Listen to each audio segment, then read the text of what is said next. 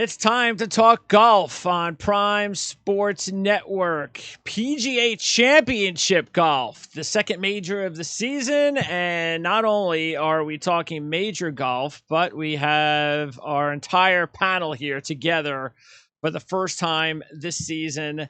First, I want to welcome back Jan Stephenson from Australia. How did it go, Jan? Thank you. It was so good to be home. It's been a long time. It was great.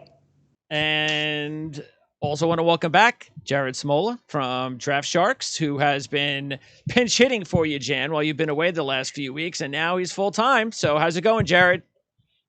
It's going great. It's major week, and I'm excited to be able to talk to Jan here. Yeah, I mean, this is the first time that you guys, well, you had about 15 minutes to talk while I was setting everything up. We had some technical difficulties, or I had some technical difficulties putting this together. So, but now that we're on the air live, Jared, I am going to I'm going to put you on the spot. You've never talked to Jan before. So tell you what, before we get going, go ahead and ask Jan anything you like. I'll give you the floor for 2 or 3 questions. All right, I'll keep it to golf questions only. Yeah, thanks.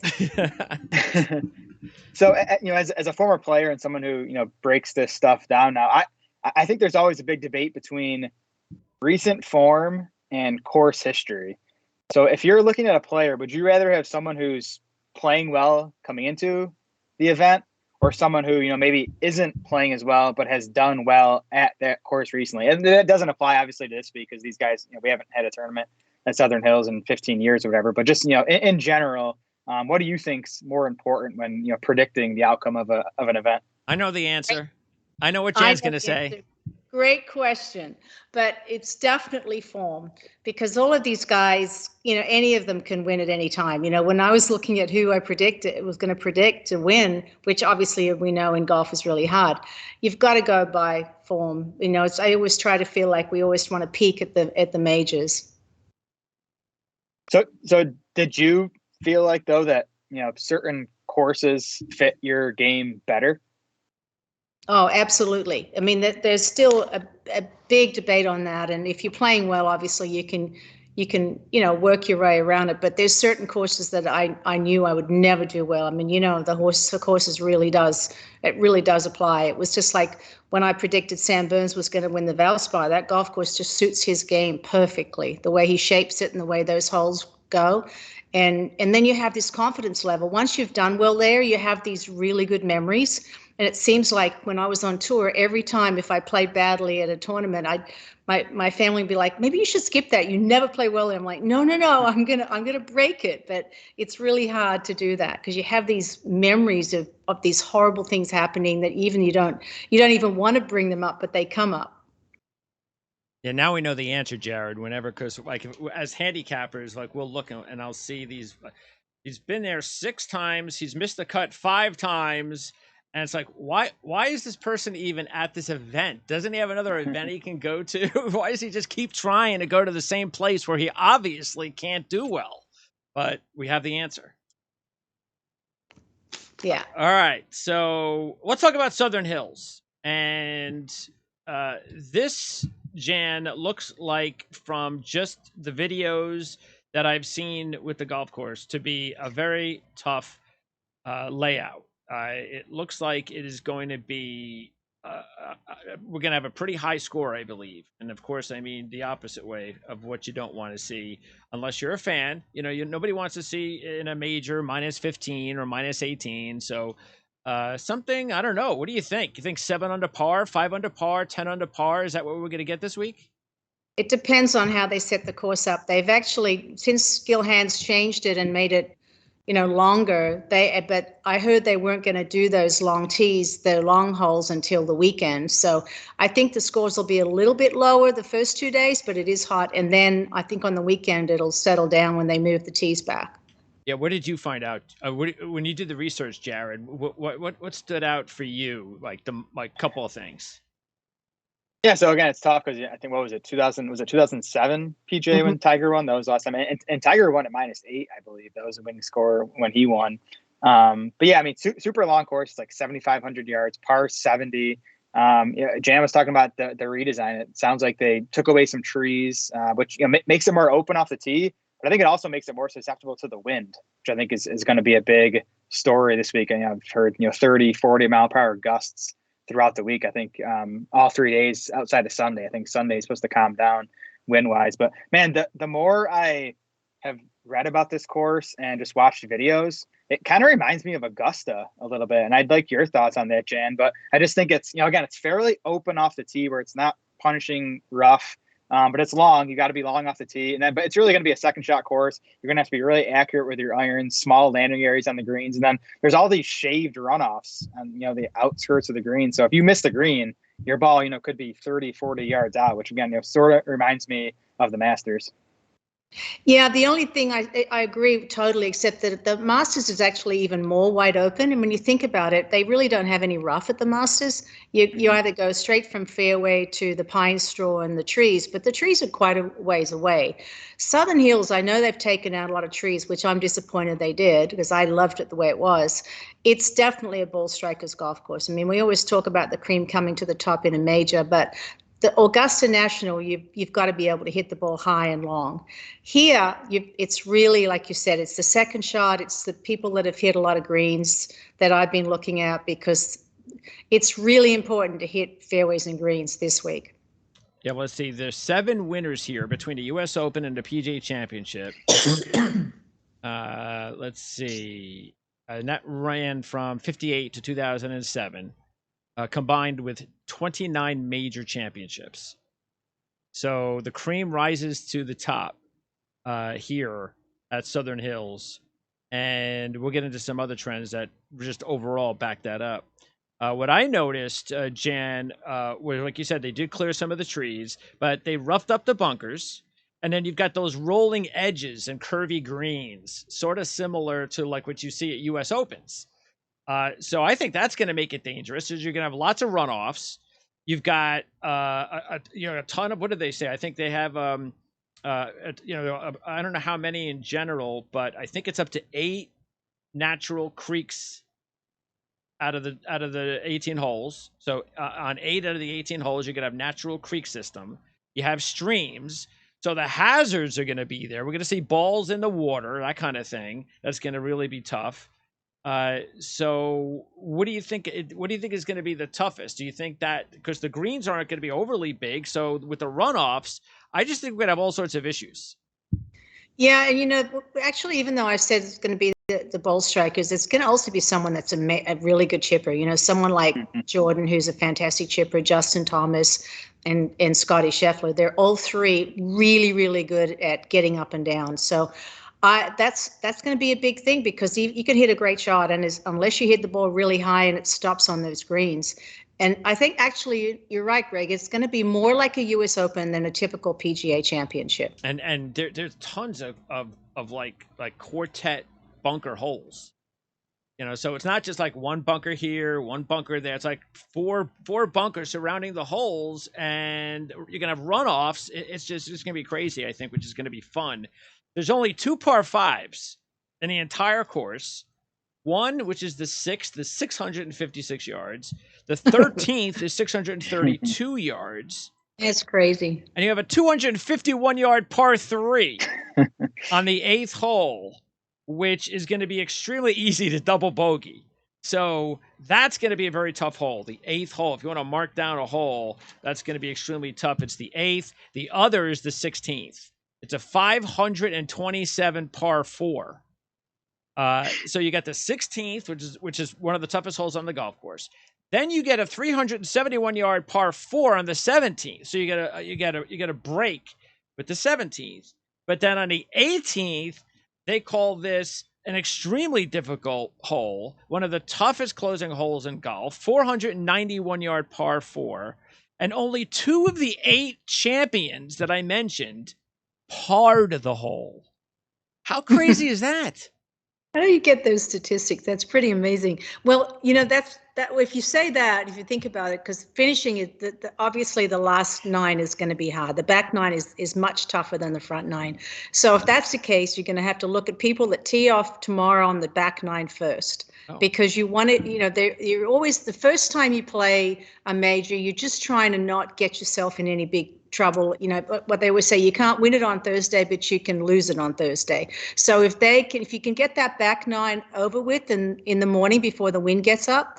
So I'm actually predicting that the winner's going to come out of playing early tomorrow on the back nine first. And I think that's the Tiger Rory Spieth group, isn't it?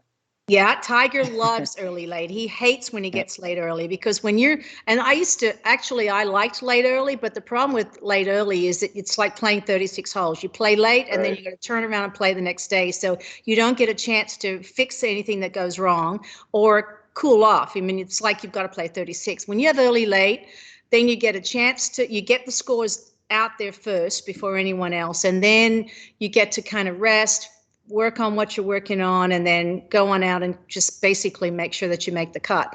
But the early late, I think it's a huge advantage, because there's nothing worse than if you've got a late early and you're on the practice green getting ready to play and you see all these low scores and go, how am I ever going to get to that with the wind coming up? So it's really hard to fight your mental when you play late early.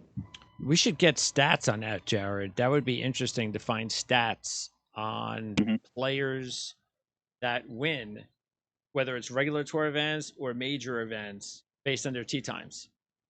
Well, I know when we did it with the LPGA, when we had 54 holes and you get one early late or one late early, you don't get to split it. And if we did it, was like 90% of the girls that played on Friday on an early won the tournament, because it's a huge advantage. Wow. Okay. Let's see here. Just going to take an updated look at the... I'm going to look at... I already made my notes on that. See the updated... I'm going to change a lot of my picks now because of that. Right now they say Thursday is 91 and with isolated thunderstorms, 19-mile-an-hour winds. That's the highest wind averages are on Friday. Thursday is 91 and 16. Friday is 87 and 19. So Friday's the highest winds, but they're both pretty high on Thursday and Friday. Saturday, it gets down to 63 degrees. 24 degrees cooler than Friday with 14-mile-an-hour winds. And then Sunday is 72. Now, here's another thing. It says Thursday, it comes from the south. Friday, the south. Saturday, the northeast. And Sunday, the northeast. So you're going to have hot southern winds, cool northeast winds. So you're going to have all sorts of crap going on, which is great. Unless, of course, what we don't want to see is unfair tilting weather conditions that just screw half the field. That's what we don't want to see as fans. Like at the Players, that's what happened. Like at the Players, yeah. All right, so let's get right to it. Let's go to our picks, and then we'll go into some other key trends for this week. So let's get started with the number one picks for the three of us, and none of us took the odds on favorite, which as of yesterday it was Jon Rahm at 11-1. So he's the favorite. None of us went with Rahm, who's coming off a win at the Mexico Open, and that's actually an interesting trend that I'll bring up in a little bit. But Rahm, of course, the U.S. Open champ from last year. Why did you pass on Rahm, Jared? It seems funny to say, but despite the fact that he won his last time out, it doesn't seem like he's been on his A game. I agree. This season, and maybe he's trending towards that now, but I just don't feel like he deserves to be the odds-on favorite. I think the guy I as my top pick probably deserves to be, if not Scottie Scheffler. So Rahm could have been, would not shock me in the least. But I just didn't like the value on that number. By the way, Jan, if Jon Rahm wins, he's going to be the first player since Tiger Woods in 2007 to win the PGA Championship coming into the event with a win. How strange is that? Huh. That means that he's playing well. It's I don't know. I'm like Jared. I think that the Mexico was a very weak field. There wasn't probably anyone even close that he had to beat, and then he almost lost it anyway. So I think he went down there the obvious reasons. He speaks Spanish, and they're a big name. And I know on the contracts, I think they can't skip a tournament 3 years in a row. I think it is, but it was almost a gift. I think he did it to get his confidence up because everybody kept saying he hasn't won since the Open. And the two players at 12-1, Jared and I both have as our number one picks. Speaking of players, Jared, that could have used a win coming in for the same reason Jon Rahm needed a win and didn't get it done was Justin Thomas, because he hasn't won since the TPC last year. He comes in off a 5th place finish last week, but it's interesting. He's kind of been up and down the last 7 events. So he's a little bit inconsistent, but that's pretty much his game this season. Why did you decide to go with Justin Thomas this week as your number one pick? Yeah, I just think he's done everything but win so far this season. I mean, he has 6 top 10s in his 9 tournaments, had a good Masters despite the slow start on Thursday. We talked about that. I mean, from Friday to Sunday, he was probably the best player in that field. He just got off to the slow start. But he is number one in the stats I looked at. Number one short term and number one long term. He is 5th. Thomas to me is the best combination of iron play and short game in the world right now. He's 5th in the field in strokes gained approach, and he's 15th in strokes gained around the green. Scottie Scheffler is actually the only other player who is top 15 in both of those categories. Thomas does well on difficult courses. I looked at that. He's 9th in this field on difficult golf courses. He's also 5th best in this field, tee to green in windy conditions. So again, if it gets windy, Thomas, I think we saw that at the Players. He had a nice round in super windy conditions at the Players. So I just think he fits this course really well. I just think he's just due for a win. He's kind of been all over it. That's for sure. For the past 3 months now. By the way, I'm posting your top 10. Now, we talked about this last week that you get a bunch of these really cool stats. What is it? Fantasy National? Fantasy National is the site I use. Yep. So this is the top 10 list of players on 7,400 yard courses and up. And the top of the list happens to be Jan's top pick, Rory Mcilroy. Justin Thomas is 9th. And my top pick is Scottie Scheffler at 8. And I have to take Scottie Scheffler because I have 2 wins this year in my picks, and he's been the winner in both of them for me. And I also think he's been disrespected. Why isn't he the favorite, Jan? How is he not the favorite of this event this week? What is it? What's going on? I know. I mean, and he's got such a great game. He's got a short game. He hits it long. He's got everything that you would think you need. I mean, he used to be known because he kind of couldn't finish. He would always get really nervous because everybody kept saying he should win and he's the greatest player that hasn't won. But now that he's won, you're right. I'm surprised he isn't, except that Jon Rahm leads in greens and fairways hit, and that's a huge factor at Southern Hills. Also on the list, let's see. Out of the players, McIlroy, Hovland, Zalatoris, Matsuyama, Scheffler, and Thomas are all in our picks. The only players not in our picks that are here are Dustin Johnson, and the way he's playing, nobody's going to pick him. Xander Schauffele, Rahm, and Corey Connors. That's the big surprise is Corey Connors. But I got to ask you, actually, before we move on, Jared, you said last week that you seemed like you were bent on taking Xander Schauffele. And then he went out and he actually had a good week last week, but you didn't take him this week. What's up with that? Now, look, I don't like the way he's playing psychologically. I don't, and I bet you guys didn't get, well, you maybe could just, you're like a stat geek like me, but can you believe that out of all the wins, I think he has 6 pro wins, that Xander Schauffele has just 1 win on the PGA Tour in a full field event?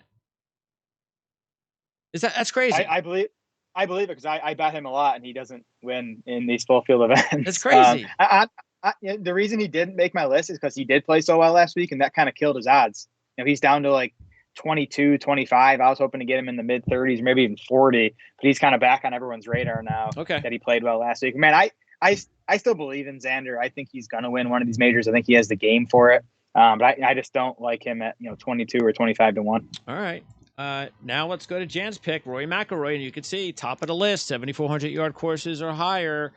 And Jan, Rory, if you look at him in his last two events, again, Jan loves taking the hot players. It was your first question, Jared, and that's what Jan likes to do, take hot players coming into events, 5th at Wells Fargo, 2nd at the Masters. But believe it or not, Rory Mcilroy has not won a major since 2014. Is that crazy? I remember in 2014, it was like, is he going to catch Tiger? I mean, he hasn't won since then, Jan. It's just crazy. Well, I didn't realize that. I mean, he's been getting close. I mean, he went off the wagon even a year ago, a couple of years ago, but he's been sneaking his way back. So I figured he's working pretty hard.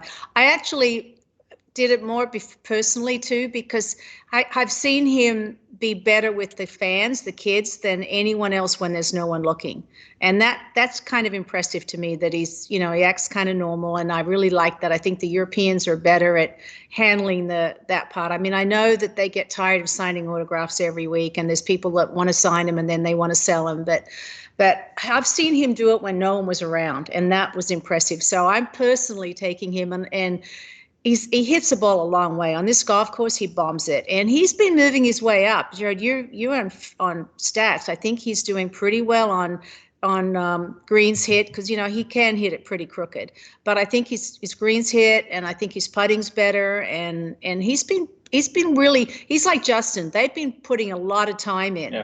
I watched Justin at Valspar and at the Players, and he was working really hard, because he does tend to hit it crooked with his driver every now and then, but he goes at it really, as hard as you can.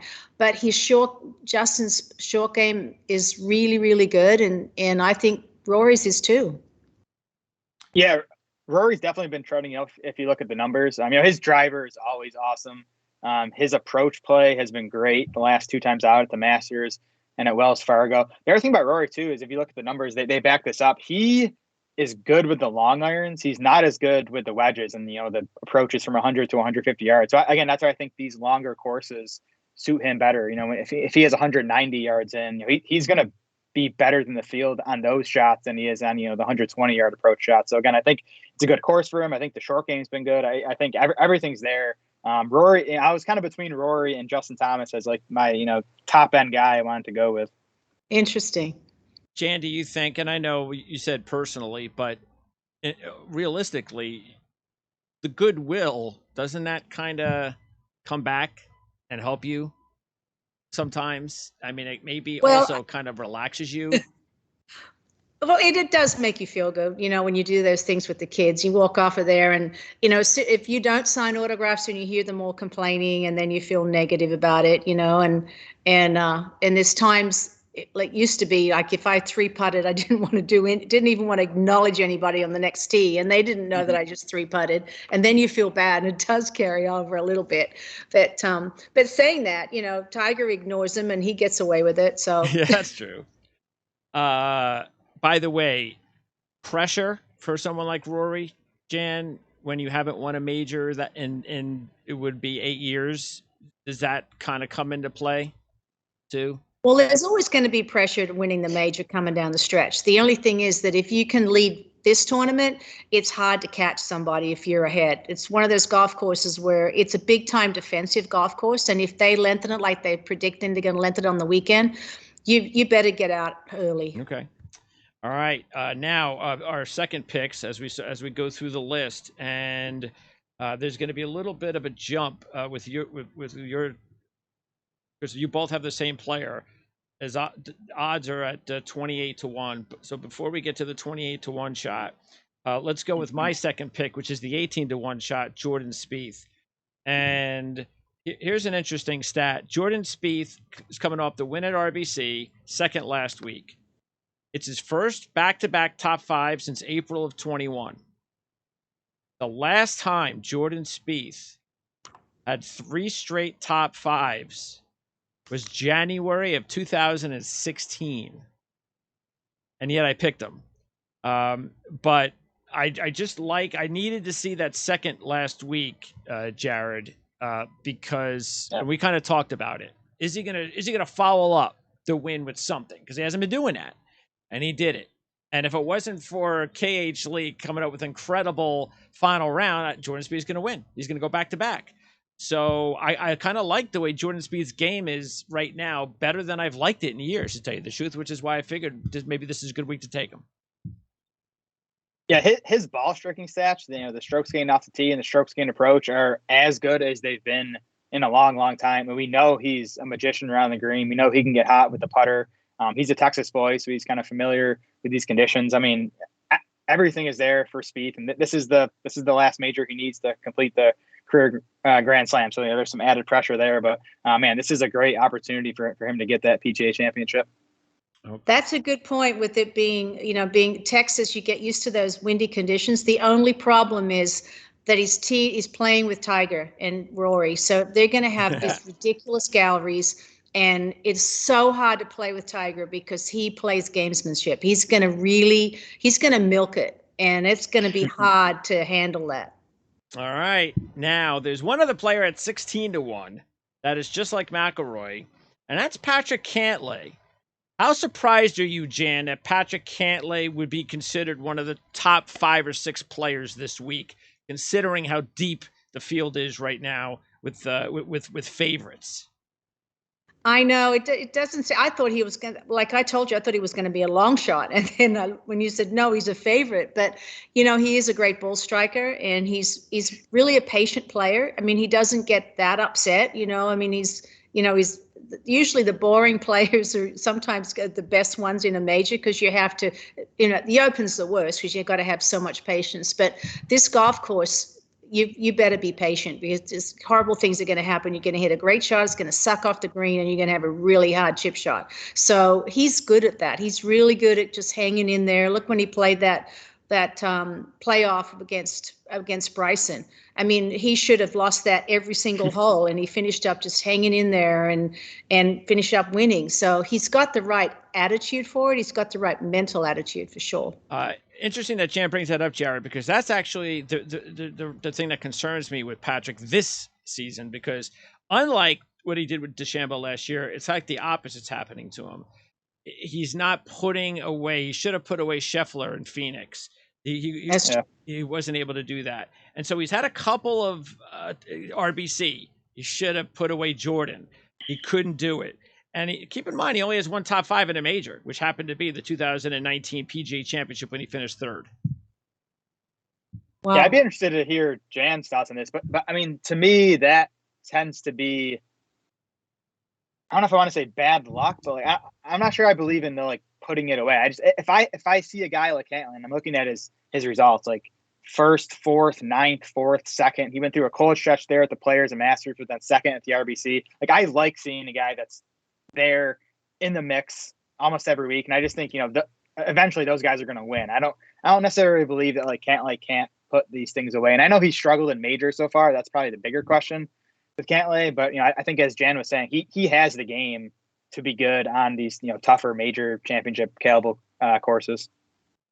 Yeah, but like you said, I mean, he started off the year really well, and he should have done better in Hawaii, and he kind of let it go. And then again, like you said, in Phoenix. So that part of it, I wonder what's going on there. If it's just he's just doesn't have the confidence, because he certainly has the game. And last year he was riding big time confidence. All right, now let's get to your second pick, Hideki Matsuyama. I'm completely with you guys. I know why. I have a feeling why you guys both decided Matsuyama would be one of your picks. He was one of the names on my list before I started to jot, cross some names off the list. But he's trending in the right direction, perfectly. 3rd last week. He got the major monkey off his back last year with the Masters win. He's got to win this year. And it just seems to be, I don't know. I think maybe is he, just like I said with Scheffler, in a different way though, Jared, is he being overlooked? I mean, 28-1. What the heck's the deal with that? Yeah, I think he is being overlooked. But I think, to me, there were injury questions with Hideki heading into the Masters. I remember I was sort of off him because of that. I think he had a neck injury, but he was fine in the Masters, as you said, finished 14th. Awesome last week, finished 3rd. Hideki led the field in strokes gained approach last week, which to me is the most predictive stat. I want to see guys trending well with their irons heading into tournaments. And Matsuyama's game to me, he fits this course and everything I want. He's long off the tee. To me, he's one of the 10 best approach players in the game, and he's really good around the green. The question with Hideki is always the putting, but that can come and go. And a course like this where par is good, like 2 putts are good. You don't need someone to get super hot with a putter. If you can just kind of be steady and 2-putt his way around this course, I think his ball striking and then again that around the green game can kind of carry him. I totally agree. I mean, you're right on it, Jared. And the thing I like about Matsuyama, the only thing I can say is that the pressure that he has to live with every day, it's day in and day out, because everywhere you go, he's got 24 photographers and everybody. He can't go anywhere without somebody from Japan following everywhere he goes. And this to break through and win another major would be like ridiculously huge. So that pressure, but he's almost used to it. I mean, because he handles it so well. I tell you why I really like him. He's got the best tee time. He's 7:30 on the back 9. He's got great guys to play with. And you know how I am about tee times, Greg, because I know what it's like when you get someone that's really hard to play with, or someone that you don't care for, or makes it tough. And he's playing with Xander and Tony Finau. And Tony Finau is the sweetest guy, great guy. So I think, not of all the tee times, that's my only concern with Rory playing with Jordan and Tiger, is the galleries, and it's going to be really hard to be able to focus on your own game if you get off to a bad start. I just love that Hideki's got such a great tee time. Yeah, 28-1. It's not sure exactly what that's about, but if he wins this week, you can forget about those odds anymore. All right, now let's talk about, we all have our third pick right around the same odds, 25, 25, and 28-1. My third choice is Shane Lowry. And Jan, we talked about Shane Lowry quite a bit earlier in the season, and he's continued to play well. Third at the RBC, third at the Masters, runner-up at the Honda, fourth at the PGA Championship last year. He's got a major championship under his belt. In 8 events this year, I don't include match play, he's got top 25s in all 8, 7 top 15s in 8 events, 3 top 5s and a runner-up. I think he's the hottest player on tour who hasn't won yet, and I think he's worth a shot this week. So that's why I decided to go with him, Jan. Well, I love his game. I mean, he's really easygoing, and until the pressure gets on, I think he's fine. And obviously, he did great in Ireland. But my concern is that he doesn't do well in the heat.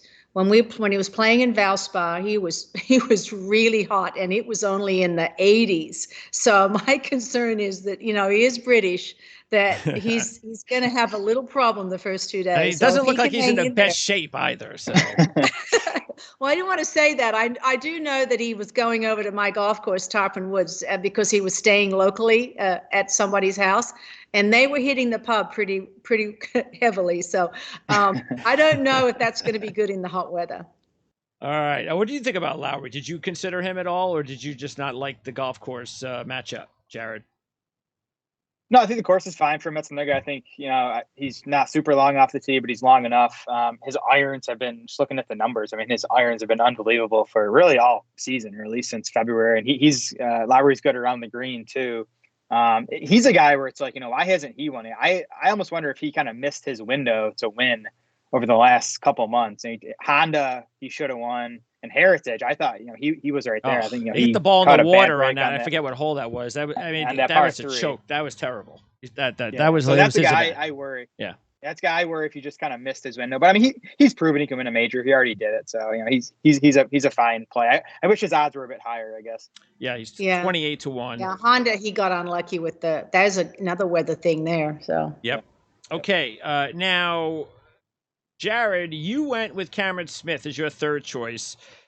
Again, I'm a little bit surprised that Cameron Smith is getting 25-1 this week compared to some of the other players, because you got a player. Now, look, he's coming off a miscut at the RBC, but what can you expect? He was so hot. I'm sure after the Masters, when he finished third there, coming off the win at the Players, he was just not going to be mentally ready for that. So, I mean, nobody should knock him for that. He's got 4 top 5s in majors, 3 at the Masters and 1 at the U.S. Open. So the PGA, he has yet to, but still, it's just a matter of time. Cameron Smith, maybe this year's the year for him to break through and win a major as well. And if he does it, maybe this is the week for Cameron Smith to do it, Jared. Yeah, and really a big reason he made my list here and that I like him as a bet is because that 25-1 number. I think it's just good value. I think if you had asked me, a month ago what Cam Smith's number was going to be here, I would have said 16-1. And I think it's because at the highest. Yeah. Right? I mean, the Masters. The scary thing about the Masters is number 12. What happened on Sunday is that kind of in his head still. And of course, the one tournament he's played since there, he missed the cut at Heritage. But you look at the numbers from Heritage. He was good off the tee. He was awesome on approach. He actually struggled around the green and putting, which that's Cam Smith's game. That's what he does. So I'm not super worried about that. And again, I go back to the kind of the Masters connection with this course. I think there's some similarities where, Cam Smith's weakness is he can get wild off the tee. But I don't think that's as big of an issue here as it is at some other major championships when there's, super long rough or dense trees or whatever it might be. But Cam Smith can get super hot with the irons. And again, I think he is, I'd put him right up there with Spieth and, maybe Hideki and Justin Thomas as, one of the best short game players in the world. And he's also one of the best putters in the world. So again, I think this course fits him well. He of course has done well at the Masters. He has 4 top 10s among 5 starts there. So if there is some correlation between Augusta and Southern Hills, I think, that tells me it fits Cam Smith's game pretty well. And you like Cam, Jan?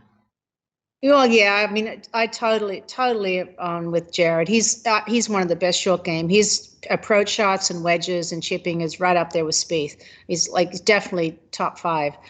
So anytime you've got that, you can, a major's not that big a deal because you're going to have to get up and down no matter how good your striking is. That something's going to happen and you're going to have to hit some pretty amazing chip shots and approach shots. So with that said, I'm a little concerned because depending on how the rough is, that he does sometimes he gets that duck hook going, that big old hook, and he got away with it at the Players a couple of times, and he doesn't have as much control with his driver that I'd like to see in a major.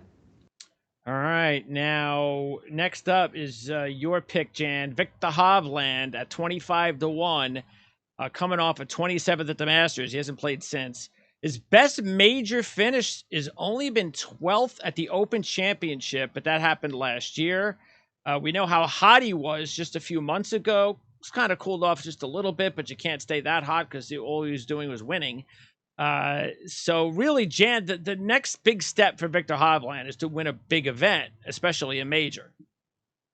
Yeah, and the thing is, he's such a good ball striker. I am concerned with sometimes he goes that 4 to 6 foot distance.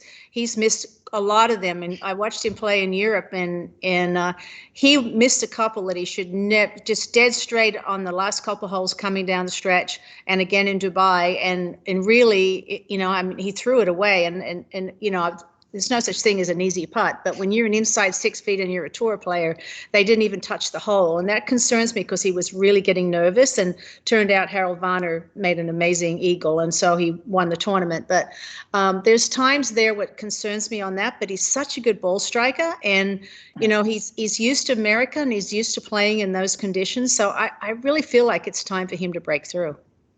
Jared, what do you think about Hovland and the course? Yeah, I mean, my concern with him here is the short game. I think he's admitted his short game is a problem. I think the word he used was my short game sucks. And I'm sure he's working on it. But Jan, are you just kind of banking on his approach play being so good that he kind of doesn't need to do the chipping around the green stuff? Like you said, I mean, it's really about if you can hit fairways and greens and 2-putt, you with the new potato chip greens, I call them potato chip when they're all like that. It's, you just want to get them on the middle of the green and 2-putt. Okay, next up, our 4th picks, and now we start getting to some of the long shots. Let's start with the lowest number on the board, and that's Zalatoris. What a surprise. Jared is going with Zalatoris. Actually, Jared and I are both going with these young, rip it guns Americans that are looking for their first win and trying to do it while doing it at a major. So let's keep this in mind. Only one player since 1991 has made the PGA Championship his maiden PGA Tour victory.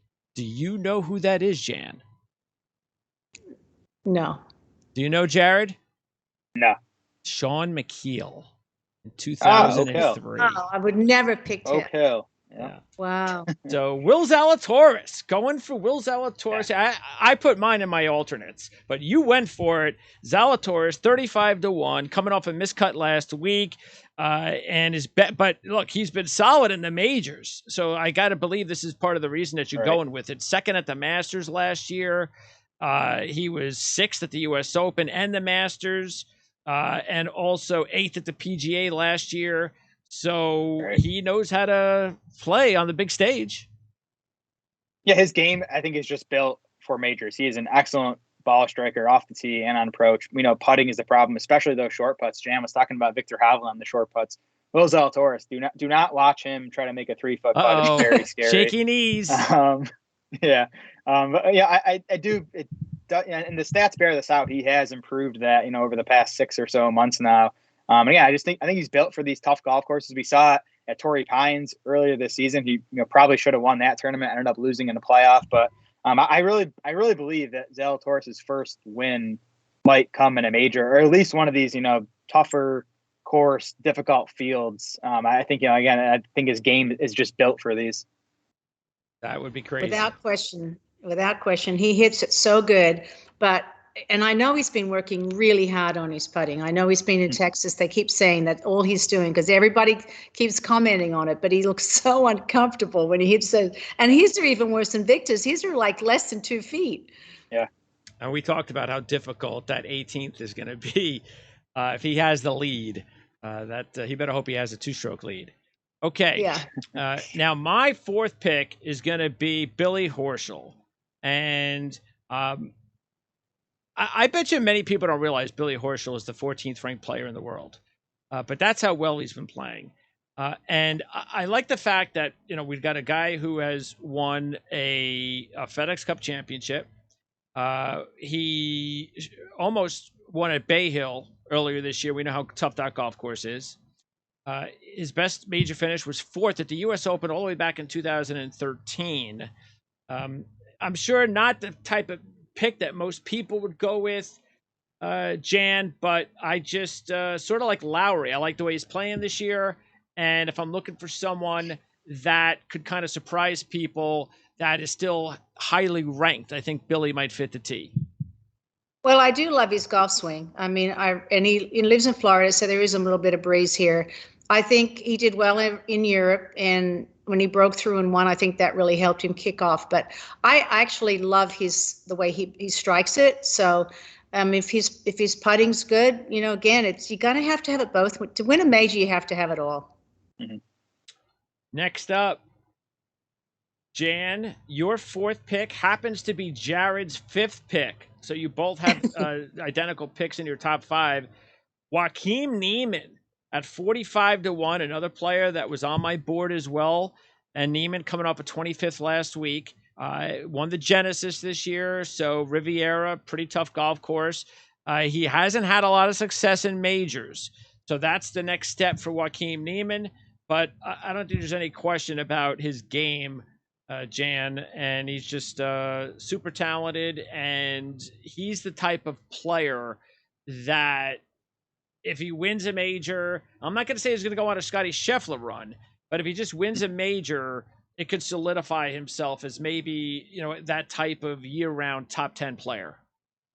Well, it's certainly going to help his career because internationally, but when I picked him because of Riviera is a ball striking golf course. And he played really well last week. He got really unlucky on a couple of shots where he hit good shots. And I don't care for his golf swing, but he hits it good. And ball striking, you can't go against how good he hits it. So I like his chances. He's kind of playing really well. So I don't know what his tee time is, though. What's his tee time? You know how I am about tee times. I have to look that up. Yeah, he's got a late one on Thursday. Uh-oh. 220. He's playing. Well, with the Harry only Diggs. good thing is he could then come out early Friday morning and bust it. Well, you don't want to have everybody on the same tee time side, though, Jan. It would be good to have just one player on the opposite side, just in case. Jared, you have him. Might as well go. You have Neiman as your fifth choice, so you agree with Jan to be one of your top picks this week. Yeah, I think like Neiman along with Zalatoris, to me, they're like the next like breakout stars. You know, the next young kids that are going to kind of join the Schefflers and the Morikawas and the Hovlands in that tier. I bet Joachim Neiman last week was looking good until Sunday, but I watched a lot of him last week, and I'm a Jan. I thought he played excellent. This year in this field, Neiman is 6th in the field off the tee. He's 32nd in approach, and he is 4th around the green. That's where he's really improved. A couple of years ago, he was a liability around the green, but he's 4th in the field. He's gained around the green in 9 straight measured events. And again, I think that's going to be super important here. So, with the ball striking and now with the around the green stuff, I think he's ready to win a major and win this week. Okay, now we go to the 5th picks, and my 5th pick is going to be a former PGA champion, and that's Keegan Bradley. At 65-1, he won it back in 2011. He was 3rd in 2012, 5th at the TPC this year. He's trending in the right direction, coming off a runner-up finish just a few weeks ago in tough conditions. He's playing as good, really, as I've seen him play in a while. He was at this kind of he was really playing just the same similar way last year heading into the PGA Championship, which is actually why I liked him last year in the PGA Championship as a dark horse, Jared. And he played pretty well. But look, it's been a long time since he's won. So that could hurt him, sort of like it hurt him when he finished 2nd a few weeks ago. Like you wonder if he's in contention, can he hold it together?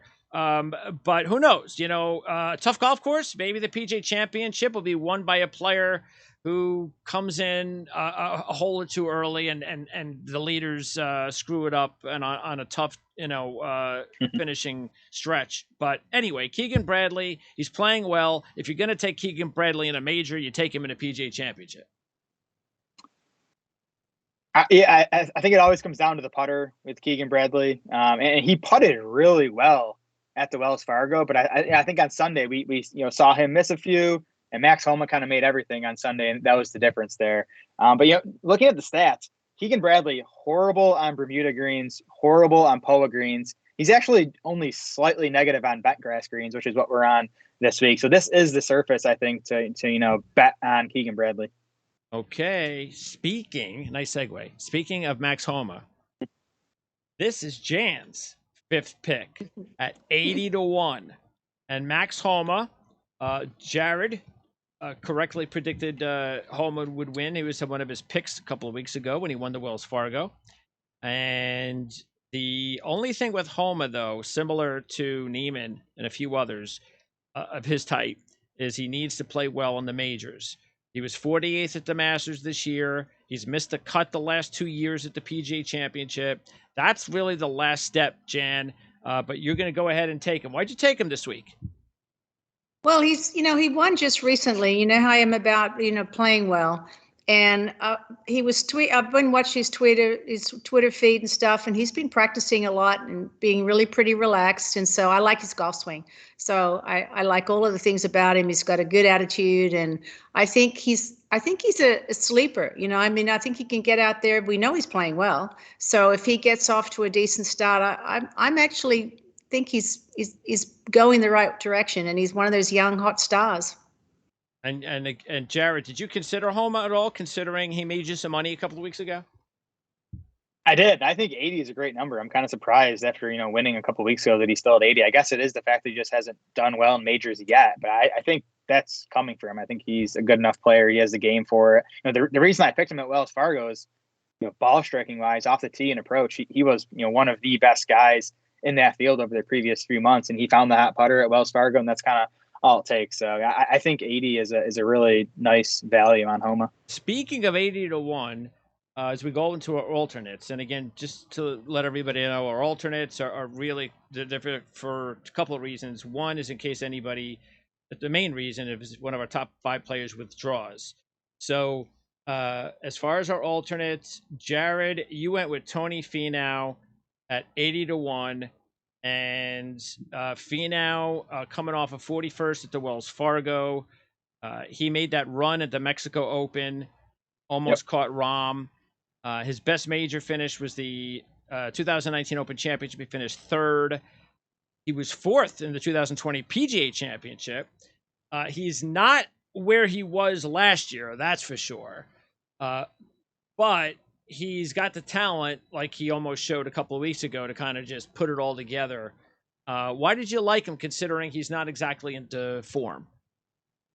Yeah, so part of it's the fact that he's 80-1. I think, you can go back to last year at the majors, Finau probably, somewhere between 30 and 50-1. And I think he is 80-1 because he has struggled for most of this year so far. But you talk about, these last couple events, I think he's really sort of found something. He was 35th at the Masters, 2nd, as you said, at the Mexico Open. Not so good at Wells Fargo, though. He was really good off the tee at Wells Fargo. He struggled on approach.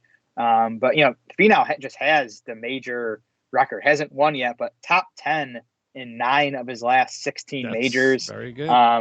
Yeah, you talk again. I'm going back to that Masters connection a little bit. Finau's been great at Augusta, top 10 in 3 of his 5 appearances there. And the last reason I like Finau, he's another guy where the putter can be a problem, but he's a negative putter on Bermuda and Poa. He's actually a positive putter on bent grass. So Wow. these are the greens to consider putting some money down on Tony Finau.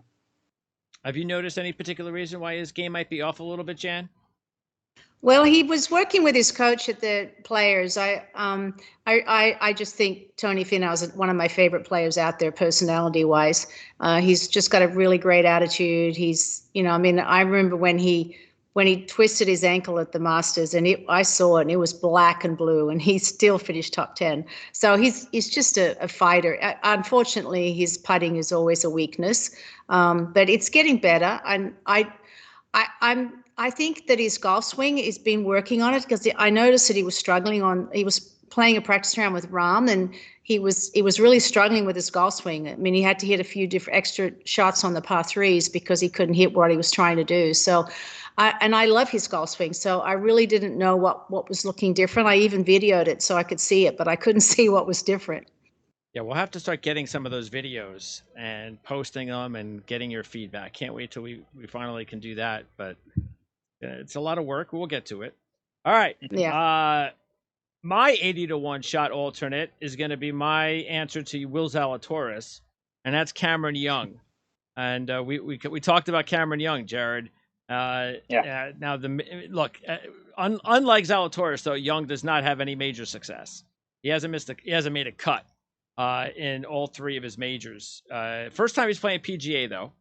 But you're talking about a player that is coming off a runner-up at the difficult conditions at Wells Fargo, was 3rd at a narrow RBC, and shot a career best 62 at a tough, narrow Riviera. So, and he's got the power game. So I just figured, you know what? Why not? He checks a few boxes. The only thing that would be the big knock against him, like Zalatoris, is he hasn't won a PGA Tour event, and he'd have to do it in a major. So did you kind of give any thought about Cameron Young, Jared?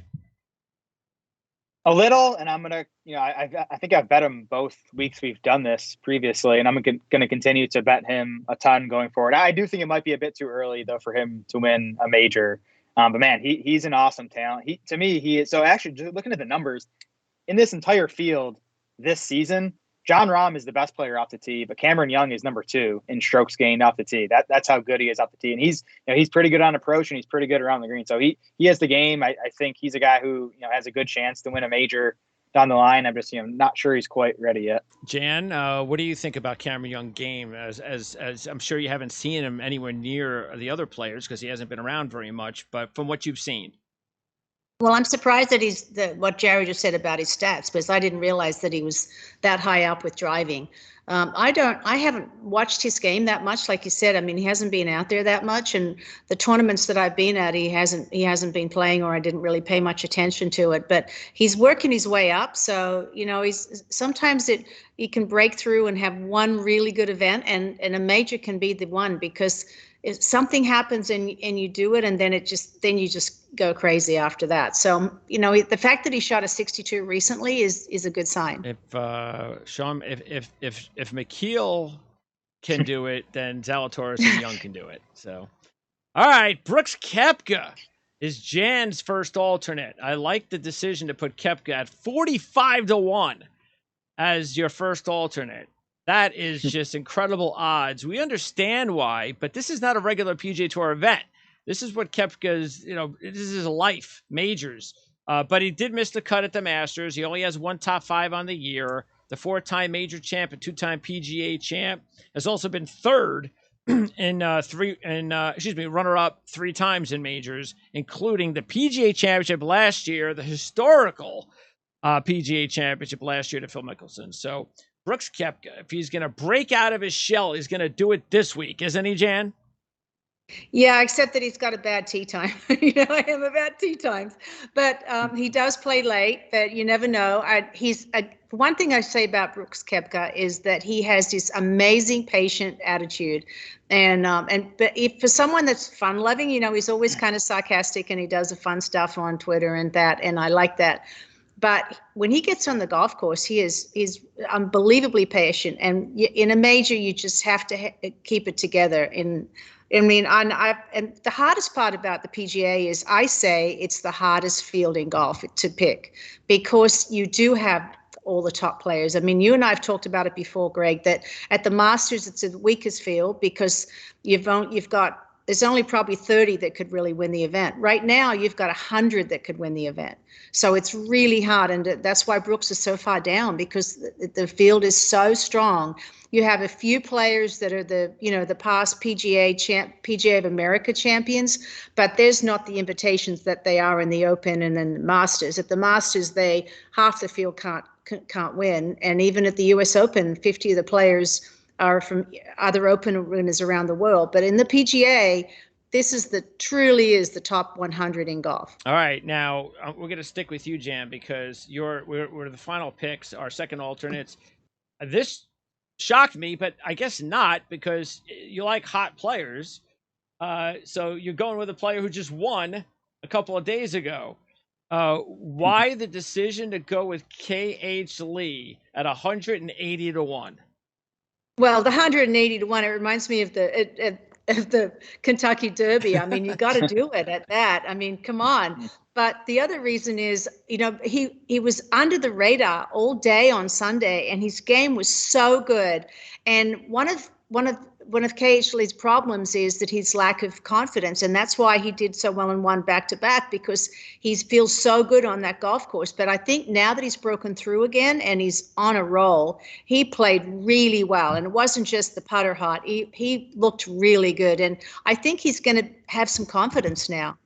Jared, what do you think about K.H. Lee? Do you think he's who was that other player that won back-to-back events somewhere? I think it was in Florida about 15, 20 years ago, and it's like he's never done anything else. I can't remember his name. I'll have to find that out. But before my time. I was going to say it's before he was born. Probably. not quite that. No. But anyway, do you think he's a player like that, or do you think he's got the talent to actually be a top, perennial top 50 player? I think he's probably trending up, and like Jan said, he's hot, and he's 180-1. So I mean, why not throw a few bucks? Been around a long time. He's been playing professionally since 2012, really full time. But he does have 6 professional wins, and not many players who have wins, like 4 combined in total between Japan and Korea. Not many of those players can come over to the PGA Tour and actually win. So, right. Give him that.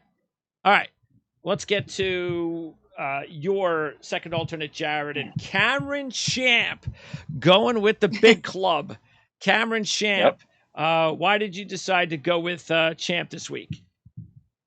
Yeah, like you said, plenty of distance. He's one of the longest players on the PGA Tour, so the distance of Southern Hills, won't bother Champ as much as it's going to bother other guys. He's playing well. His last 3 starts: 10th at the Masters, 6th at the Mexico Open, 38th at the Byron Nelson. And I'll mention one more time that Masters connection. Cameron Champ's been really good at Augusta. 10th this past year, 26th and 19th in his first 2 starts. So again, if this course is going to play long, I think that works in his favor. And if he's a guy who can get hot with the irons, and if that happens, he's won before, which I like. For 130 to 1 shot, who has some winning pedigree on the PGA Tour. I like that. All right, and then my second alternate, I figured, hey, you know what? If Phil can win it at 50, then Matt Kuchar can do it at, what is he, 41, I think. And I just like a couple of things. Kuchar's playing his best golf in about a year. He has 4 top 20s in his last 5, 3rd at the RBC, 2nd at the Texas Open, and he's 12th last week. We know Matt at this point in his career, Jan, is basically just playing. His last remaining goal is to win a major, and that's why I said if Phil can do it, that's got to really give Westwood and Kuchar and these guys, hey, if he can do it at 50, we still have some time. Yeah, my only concern is he don't think it's long enough. He's got a great short game, and maybe he can get up and down a lot, and he's going to have he's going to be hitting a lot of fairway woods at that golf course. So he better drive it straight. Now let's go to the best of the rest notable players. We'll start with Tiger. Chances at 65 to 1, Jared, that Tiger's in contention on Sunday. I mean, we just never get good betting value on Tiger Woods because he's Tiger Woods and people want to bet him. So his odds to me are always lower than they should be. I was impressed by how he played at the Masters. And I probably shouldn't have been surprised because he's Tiger Woods, but just to do that, in his first tournament back, he should be in better shape this time around. He has winning experience at this course. So I think he'll make the cut. I think, maybe he's in contention on Sunday. I don't think he's going to win, and I'm not going to be betting him. Jan, I know he's your favorite golfer. You like to watch him every chance you can get. So what do you think? I mean, I just think there's, he would be on par with like one of the I think it would be the craziest win of his career if he can actually win after a second start from injury. I can't even see him contending by the weekend, to tell you the truth. Well, I have to admit that his swing has never looked better. One thing I can say technically is that I think he's on the right track. Sometimes, just like with Bryson, I really think he's on the wrong track with his golf swing right now. But Tiger is the opposite. He looks really good. He went through stages where he wanted to get so long that he had lost total control of his shots. Now his golf swing technically is probably one of the top 5 out there. But I still don't know that he can do it. I mean, coming out of these injuries, I know what it's like to come back from injuries. And I mean, I was shocked. I'm like Jared that he did as well as he did. But like you said, it's Tiger Woods, and he can do it. It would be a great story, just like it was with Phil. And when Tiger won at East Lake, I didn't think he'd ever win again. So then people kept saying, "Do you think he'll come back?" I knew he would come back. There's no question. But whether he can win at this stage, I don't know. All right, now I'm going to give you guys a list of players, and you're going to tell me which one you would take fantasy. So it doesn't have to win. So out of these 5 players, who would you go with? Garcia, Tiger, DeChambeau, Oosthuizen, or Scott? We'll start with you, Jared. I like Adam Scott. He's a guy I considered briefly betting this week. Really? Yeah, I just think he's been playing well this year. He has plenty of experience at these tougher courses. I think he's another guy whose game kind of suits these majors. Surprise, Jan, that Adam Scott only has 1 major championship. Yeah, his game has not been as good as his golf swing. But again, putting is such a crucial part of it. I mean, you got to hit the ball long, and you've got to be able to putt great. And his putting is really poor. Is it the back and forth with the? I mean, was that a mistake for him? Well, he won with the crazy style, but was that a mistake in theory? Or he'll never look at it that way because he won the Masters with it. But could he have won more with a better putting style, or I don't know. I mean, what do you think? Well, there's no question he would have won more if he was a better putter. Okay, we'll leave it at that. All right. So, who would you have gone with in that list, Jan? Oh, Oosthuizen. Yeah, Oosthuizen has been incredible in the majors recently. He's a 5-time major runner-up. He was runner-up last year at the PGA and US Open. The only reason I didn't go with him this week was just he's just not playing very well at all. His game is just really off. He hasn't played. Good. He hasn't played since the Valspar in mid March. I think he's withdrawn from a few tournaments too. So I'm just not sure where he's at health wise. He must be hurt. Probably. Speaking of hurt, DeChambeau's coming back from the hip and wrist injury. He's 100-1. Is he worth $1, Jared? Mate, I'm not even sure he's going to play. I think he said. Didn't he say he was going to test it today and then kind of make a decision maybe tomorrow? I think he said he was today. Oh, he did. Okay. All right. I mean, you could put a couple bucks on him. Well, all right. Let's say if you came to the table with $50 this week, would you put $1 on him? No, I'd find other spots to spend that 50. Okay. All right. I'm going to go through a list of other contenders. I don't know. I don't think he's even going to make the cut. I hate his golf swing right now. And you know how I loved his golf. I mean, I still have his pictures on my fridge. That's how good his golf swing was in certain positions.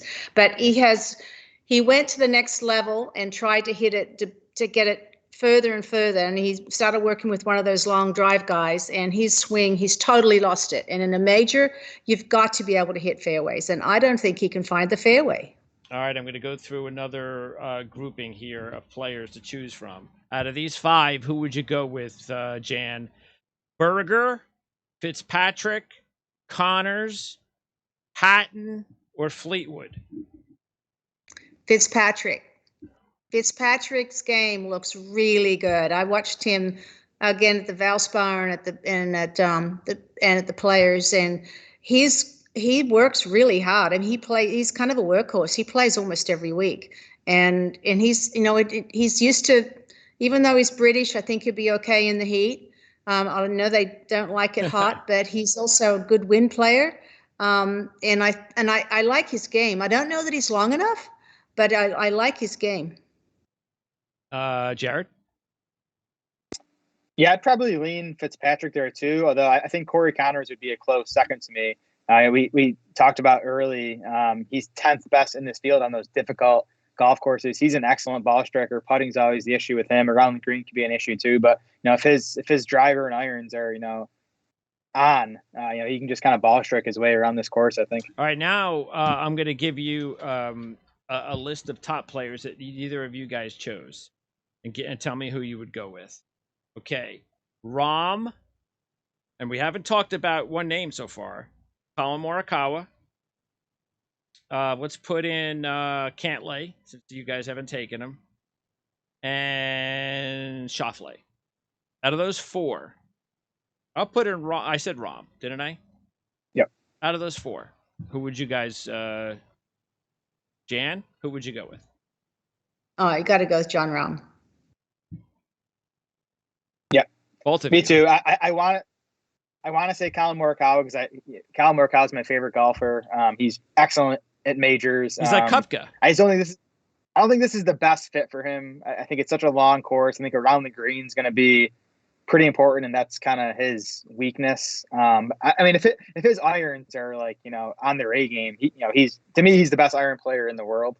I just don't love the fit, so I would lean towards Rahm over Morikawa. Okay. And are you surprised, Jan? Were you surprised how good Morikawa became in majors? Because he came from nowhere, basically. I think he's like you said, his golf swing has been the same. I mean, he has had that swing since I can remember when he was young. And he did really well at college with it, and so he knows his game, he knows his golf swing, and he's not fiddling trying to find anything else. He's got a good he's got a game that's brilliant. I mean, like you said, his iron play is brilliant, and you can't.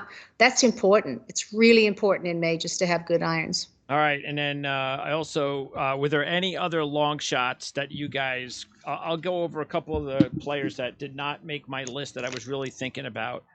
that we haven't talked about yet because we've talked about a bunch of players. Power-wise, Jared, along your lines, I was actually thinking about Thomas Pieters because I just don't know if he's got the moxie in a big event here in the States. He's playing his best golf, though, he's played in years, and he's got the power game. And then also Mr. Hoagie. We talked about him, Jan, about a month ago. I know he's quieted a bit since his Pebble win, but I don't know. I think he's got a good major in him this year. So I came that close to putting Hoagie as one of my alternates. So he was on the list as well as potential picks. And the last one would actually have been Charles Schwartzel, because I was 10th at the Masters, and they came back last week and finished 8th. And again, it's about the majors with these guys, and he's 180 to 1. So those are a few players that I was also thinking about. What about you, Jared? Yeah, Taylor Gooch is 130 to 1 on DraftKings. And I just think that's too big a number. I'm not sure he's ready to win a major yet, but he did just win 6 months ago. And I think he's an ascending player. So Gooch at 130 to 1 stick out to me. One other guy that kind of popped up in the stats I looked at this week, Luke List actually came in like 7th in my model. And he always pops pretty high in the stats because he tends to, he's good off the tee and he's good on approach. His putting is a major issue. But I mean, he did just win at Torrey Pines. Beat your boy 3 months ago. Yeah, and I mean, you can get him at 200, 250 to 1, so he might be worth a look. Yeah, that's a good number if that's the case. What was Sam Burns? Because we didn't even talk about Sam. Sam is 50 to 1. I like him. I like his game. Yeah. What did Sam? I the thing with Sam, unfortunately, is he's definitely not what you're looking for, Jan, because he's missed his last 2 cuts. And, the only thing about Sam, too, Jared, is that I was looking at it. He hasn't done well in majors. He won Valspar twice, and he won Sanderson Farms. So those aren't tough golf courses. Those aren't the best of the best. I combine that without playing well in majors and the fact that he's missed the last 2 cuts. I just couldn't even think about him. Yeah, so Burns is 61st in this field on those difficult golf courses that we were looking at earlier. So you're right. He has struggled, at least so far in his career, on these tougher tracks. Jan, did you have any other long shots, or was Burns the major one that you brought up? No, my long shot was definitely going to be. Didn't I already pick who I wanted? Yeah, she's like, hey, you want me to give it another 200 to 1 shot? Come on. I mean, one's enough. All right. By the way, Jason Day, it's nice to see you start to play a little bit better. But you got former champs like Jason Day, Justin Rose, Bubba Watson, Patrick Reed. These guys are not playing well. Webb Simpson's not playing well as a former major champ. Out of those former major champs, either of you guys, would you go with one of those guys? I mean, if you had to go with one of them, what do you think? Which one? Rose, Watson, Jason Day, or Webb Simpson? Probably got to go with Jason. Yeah, I was going to say Jason Day. I think he's playing the best right now. I think this course fits Patrick Reed the best, just with his short game ability. And again, he's won the Masters. Man, Jan. What's up with Reed? He's made swing changes, hasn't he? Yeah, he has. I mean, everyone thought it would be because he's all of the bad negative stuff, but that doesn't seem to bother him. I think he's been working on his golf game, and I'm not really sure why. When you've done so well with one thing, why go ahead and change it? I mean, someone different if you weren't hitting it well, but and like you said, he's got such a good short game. But saying that, if he does make the improvements, and he's still he's young enough, he can still make the changes. But I always feel like a major change in your golf swing takes about 2 years for it to settle in. Yeah. Patrick Reed. I'm a top 10 player in the world, and I need swing changes. It's like Ricky Fowler. Padraig Harrington is. Ricky needed to change his swing. A Fowler? He needed. No, Ricky Fowler. Ricky needed to change his swing? Yeah, technically it had flaws. He hasn't come out of his funk yet, so he better quicken the pace. Patrick Reed needs to also get a nutritionist. Don't you think? I mean, if he's going to go through all these changes, come on. I mean, take care of yourself. You're on a golf course. You're walking all the time in the heat. That means you're eating a lot. Isn't that what that means, Jan? Well, it definitely, the norm is now to work out yes. and to be a proper athlete. If you're going to compete with the best in the world, yes. But look at Lowry; he's the same way. But then they don't have the longevity of when you're working out. I mean, you don't have to go to the level of Bryson or Brooks, but definitely. I mean, I know that Justin Thomas has spent quite a bit of time in the gym. That he was never one of those, and he's bulked up a little bit. But if you're going to be out there and be in the best in the world, you've got to do it all. Can you name the player that made the biggest mistake with changes more than Charles Schwartzel? Jan? Yeah. Anybody? I'm trying to. No, wait. No, not Charles Schwartzel. Padraig Harrington, excuse me. I had Charles Schwartzel on my brain. Padraig Harrington, I like his changes. Well, he wins what? 2 majors and then he makes changes and he hasn't won anything since. Well, now, but he's starting to play well on the Champions Tour. Yeah, so I mean that's what was Charles Schwartzel's problem? Did he go through changes because he hasn't played well for a while? I think he was injured. Injuries. Okay. Mm-hmm. All right, some last trends before I let you go. 77%. If you're taking a look at top 25 players, have won majors over, what is it? I think it's over, let me make sure I get the right number. Here it is. 14 of the last 18 winners in at the PGA Championship were ranked in the top 25 prior to winning. So that's not a surprise. So 77% of the players who basically have won the PGA Championship in the last 18 years were top 25 players. 55% were top 5 players over the last 18 to win the PGA Championship. Phil Mickelson last year broke a streak of 14 consecutive winners who appeared at the PGA Championship without a week off preceding the PGA. That's kind of strange. And when Phil Mickelson won last year, he broke a streak of 17 consecutive winners who registered a top 30 in his previous event. So Mickelson came from nowhere last year to break all those trends. And the last 24 PGA Championship winners made the cut in their previous event. Not good for Will Zalatoris. There you go. Not good. He's gonna break all. Yeah, he's gonna break Phil Mickelson and Will Zalatoris back to back. They'll start new trends, breaking the trends. All right, Jan, what you got going on before we talk to you again next week? You're gonna what is Jan Stephenson's week up to? Well, I've got to get caught back up. I've got meetings. I'm working on my golf swing. I think I'm going to go ahead and play the women's senior LPGA championship. So I'm going to have to start working on my game. And I've been hitting the gym. So that's the one in Baltimore? No, this is the one in Kansas. When is that? July. July. Okay. And you said that you were coming back for next year. What was that event you were coming back for next year? You said there was an event that you were coming back for next year. I forget what it was. I think it was an event that took place in March.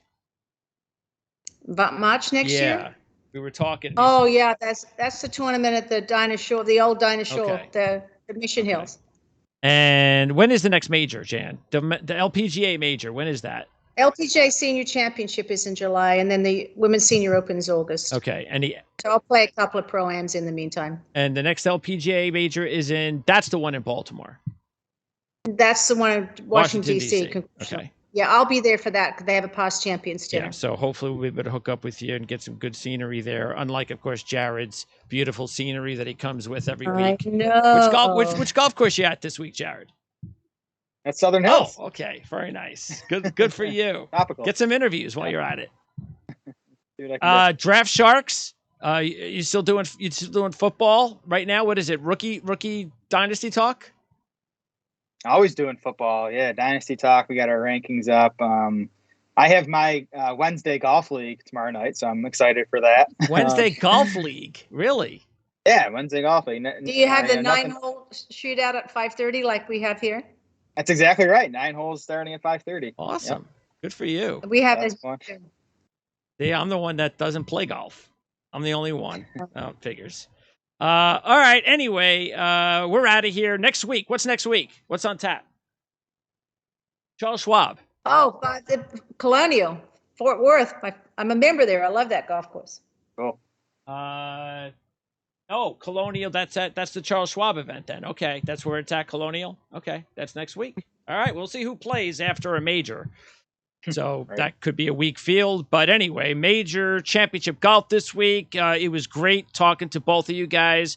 You've hung in there. It's been a long show, long prep time. So appreciate you guys sticking in there, and we'll talk to you again next week. Okay, sounds good. Thanks, guys.